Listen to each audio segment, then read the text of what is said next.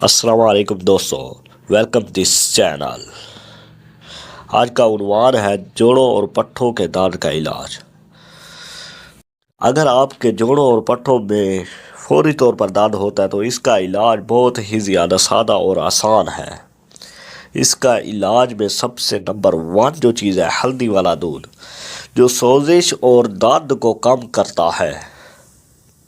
اور اس کے علاوہ دوسرا جو اس کا علاج ہے ادرک کی چائے۔ ادرک میں سوزش کم کرنے والی خصوصیات پائی جاتی ہیں۔ اور اس کا تیسرا جو علاج ہے زیتون کے تیل سے مالش۔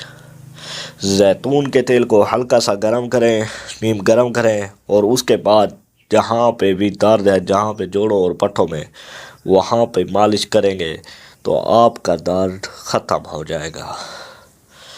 Thanks you for all friend, شکریہ۔